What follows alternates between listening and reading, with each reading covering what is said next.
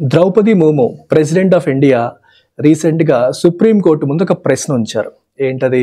State legislative assemblies pass చేసిన bills governor మరియు ఒకవేళ అది ప్రెసిడెన్షియల్ రెఫరెన్స్ కింద ప్రెసిడెంట్కి వస్తే ప్రెసిడెంట్ ఎన్ని రోజుల్లోగా దానిపై నిర్ణయం తీసుకోవాలని రీసెంట్గా సుప్రీంకోర్టు 8 ఏప్రిల్ నాడు ఒక జడ్జిమెంట్ ఇచ్చింది. టైం లైన్స్ ఫిక్స్ చేసింది. అలా సుప్రీంకోర్టు టైం లైన్స్ ఫిక్స్ చేయొచ్చా, ఫిక్స్ చేసే అధికారం సుప్రీంకోర్టుకి ఉందా అని మళ్ళీ సుప్రీంకోర్టునే president of India Draupadi Murmu ఒక ప్రశ్న రూపంలో పెట్టారు.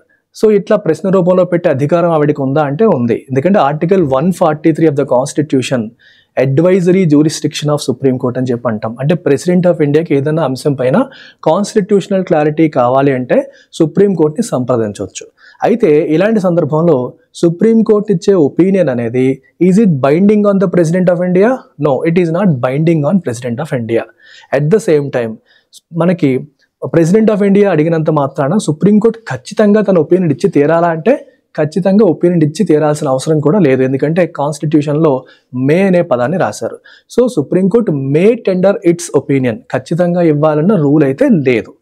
ఇంకొక విషయం ఏంటంటే ఆర్టికల్ 145 ఏం చెప్తుందంటే ఎప్పుడైనా సరే ప్రెసిడెంట్ ఆఫ్ ఇండియా ఇట్లా సుప్రీంకోర్టు ఒపీనియన్ కోసం వస్తే కనీసం 5 జడ్జిల ధర్మాసనం ఏర్పాటు చేయాలంటే బెంచ్ ఏర్పాటు చేసి ఒపీనియన్ ఇవ్వాల్సిన అవసరం ఉంది. రెండో విషయం అంటే ఒపీనియన్ ఇవ్వాలనుకుంటే.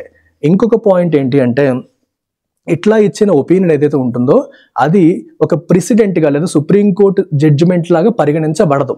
ఫర్ ఎగ్జాంపుల్ సుప్రీంకోర్టు ఒక ఎర్లియర్ జడ్జిమెంట్ ఇచ్చిందమ్మా, ఈ ఒపీనియన్ దానికి కాంట్రరీగా ఉందనుకోండి, అంటే ఇంతకుముందు సుప్రీంకోర్టు ఇచ్చిన జడ్జిమెంట్కి కాంట్రరీగా ఒపీనియన్ ఇచ్చింది అనుకోండి, సో ఈ ఒపీనియన్ ఆ ఎర్లియర్ జడ్జిమెంట్ని ఓవర్ రైట్ చేస్తుందంటే ఓవర్ రైట్ చేయదు.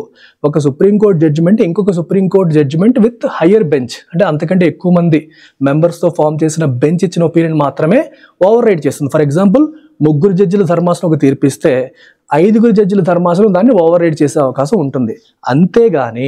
అంతేగాని ఇలా అడ్వైజరీ జ్యూరిస్డిక్షన్లో భాగంగా ఇచ్చిన ఒపీనియన్ అనేది ఎర్లియర్ సుప్రీంకోర్టు జడ్జిమెంట్ని ఓవర్ రైట్ చెయ్యదు అని మనం ఇక్కడ గుర్తుపెట్టుకోవాలి. అయితే ప్రభుత్వం ఎప్పుడైనా సరే సుప్రీంకోర్టు ఇచ్చిన జడ్జిమెంట్ని ప్రభుత్వానికి నచ్చలేదు అనుకోండి, దాన్ని మార్చాలి లేదా రివర్స్ చేయాలని భావిస్తే ఏం చేయాలి? ఇలా ప్రెసిడెంట్ ఆఫ్ ఇండియా యొక్క అడ్వైజరీ జ్యూరిస్డిక్షన్ యూజ్ చేస్తే జడ్జిమెంట్ రివర్స్ అవ్వదు. దానికోసం క్యూరేటివ్ పిటిషన్ కానీ రివ్యూ పిటిషన్ కానీ వేసుకోవాలి. అలా వేసి తన జడ్జిమెంట్ రివర్స్ చేయడానికి ప్రయత్నం చేయాలి. కానీ అడ్వైజరీ జ్యూరిస్డిక్షన్ ద్వారా ఎర్లియర్ డెసిషన్ని మనం రివర్స్ చేయలేము అని గుర్తుపెట్టుకోవాలి.